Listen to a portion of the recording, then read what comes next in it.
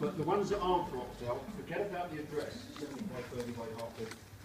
When our illustrious centurion died about 3 years ago, his son took over the business. It's based in Hartford. He lives with his family in Surrey. Almost overnight, he swapped the offices from Hartford to Surrey. Just as we've done all the mail shots. So, forget about the address, that is wrong on these. But you can contact Richard there, he's a lovely guy. I've known him for many years, he's like a brother to me. Our main bread and butter is schools. In this country, over the 23 years we've been in business, we've done must be about 7,000 schools in this country alone over the years. America, we've done about 500. Scandinavia, we've done a few. Italy, we've done a few. Germany, we've done a few. We're currently planning a trip to Japan. Well, we don't want it falling off the head. Bring the straps around and we go through little loops in the cheek pieces. You notice I'm crossing the strap. I don't strap the left strap into the left hole, I cross it at the front. This helps then on it sit on the head a lot more quickly. You kids that wearing on baseball caps back to front was a new idea. I didn't even beat you to that. What's your name there, man? Will, okay? What Will's got in his head is what's known as a cassis in Latin. It's different to mine, as you notice. Not in any way, shape or form with you. No two Roman soldiers look exactly the same. Remember, my Tesseralized son's got his father's equipment. It's about 30 years old now, but it still serves a purpose.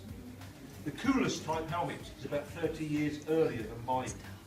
My helmet's known as the Imperial Gallic. This is a copy of one that was stretched out the River Thames in the 1960s. It was carbon dated for the 1st century AD. So this is an exact copy of one of the helmets the soldiers would have been wearing during the invasion of Britain, as would this one. The demonic eyebrows on it. The Romans are not scared to copy ideas of other races of people to make their army more efficient. Copied this from the Celts, demonic eyebrows. The Greeks had the same process with the muscle cuirasses, shape of muscles. Makes the warrior look powerful, look strong. Yeah, it does. But it's there for a practical reason. An embossed design on a piece of metal, a design sticking out in relief, will strengthen it, will make it stronger. So why not make that design look good? Shape of muscles. Same principle here. It looks good, but it's there for reinforcement to strengthen the upper half of the helmet. Will would have a crest, but on the battlefield it will be removed. Only the centurion will wear a crest. The centurion wore the crest transverse, goes across the helmet, not from front to back as does mine. Mine has a tail on the back. Normal soldier would not have that. So the crests were there for identification, if you're a soldier or officer. Different colours denoted different legions. These are our colours, red, blue, black, different legions, different colours. And we're colour coded. But on the battlefield against a Celtic hacking weapon, it was of no practical use, so it was removed. Only the centurions wore them. 60 centurions to a legion. So if you needed to rally to your officers, you always knew where they were, just look for the only men wearing crests. So it's removed to battle. The neck guard on the back, it's quite simply there to protect the back of the head, the upper half of the shoulders. The enemy would not be getting behind us. The Romans were team players. They fought as a team. 500 men to a line, 10 lines of them. 10 lines of 500 men, 5,000 men ranked as well. One legion. So the chance of the enemy getting behind us is practically impossible. A lot of the Celts used to use the shield as a trampoline to jump over the front rank. What's the point of that? You just jump straight into a trap. Because you've got soldiers in front of you and you've got them behind you. They're not going to let you out. So it may have been brave, but it was also suicidal. So we fought in lines, so it would be difficult to get behind us. This would normally be used in case weapons deflected off shields behind, covered the back of the neck. The sides of the faces are well protected from a sweeping blow. The flange at the back of the neck guard of the cheek piece is there for a very good reason. One place it was not wise to wear armour was on your neck. It would cut down your head movement. So those flanges help to deflect the blade away to the neck. Obviously strapped up under the chin, keeps the helmet on the head. The hearing and eyesight are left open. Will is a professional soldier. He is trained to fight. He is trained to listen to commands. If he can't hear the commands, he can't move to them. So keep the ears open.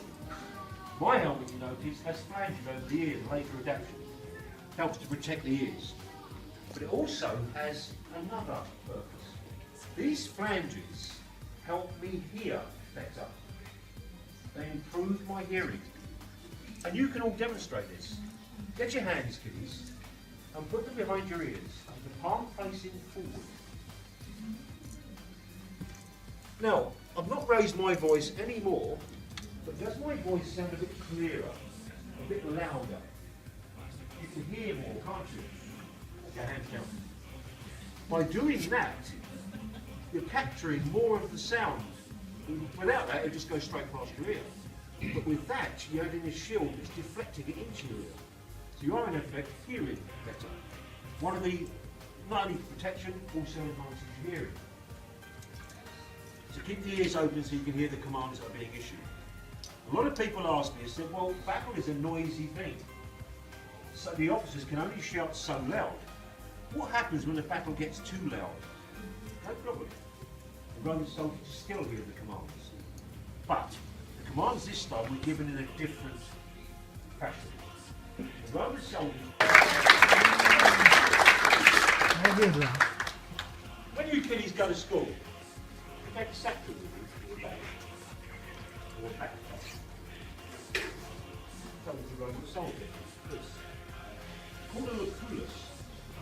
This is a copy of one on Trojan's Common at Rome. Exact copy of it. Basically, my kit bag. In here, I would have a few days' supply of food, dried fruit, dried meats. As I'm an officer, I'll be carrying the day's orders or the week's orders in here. A bit of money, so you can buy stuff, drive people. In our Roman road system, just 26 Roman miles up Watling Street, the capital, locked in. Now, Watling Street is the A5183 to the Watling Street is in M25. Saint Albans. And it was here, Watling Street is in on Saint Watling Albans. Street, that I was buried. Outside the city, on a hill. Know where they found the My skeleton? particular plot Yeah. was in a prime position, as befits my status. Close enough to the road for passers-by to admire the quality of my grave marker, which once would have stood here. He Of actually course, I does look wasn't the like the guy. first to be buried Look. here. He does look like the guy. For over 200 years, He's a has-been. Wow. during that time, many of my fellow citizens Before, remained there, and after. of AD 200 important, like myself, like to do things with a little style. That's where the story ended for me and begins for you. Since the 1930s,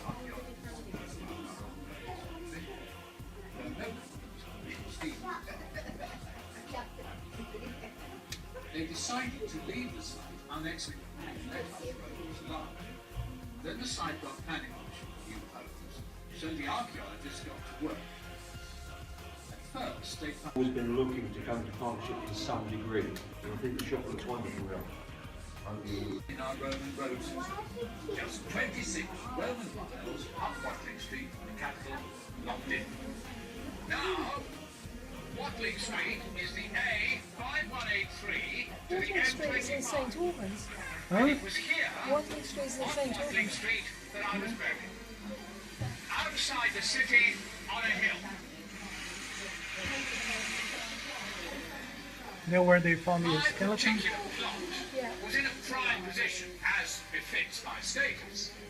Close enough to the road for passers-by to admire the quality of my grave marker, which once would have stood here. He Of actually course, I does look wasn't the like the guy. first to be buried Look. here. He does look like the guy. For over 200 years, He's a has-been. Wow. during that time, many of my fellow citizens Before, remained there, and after.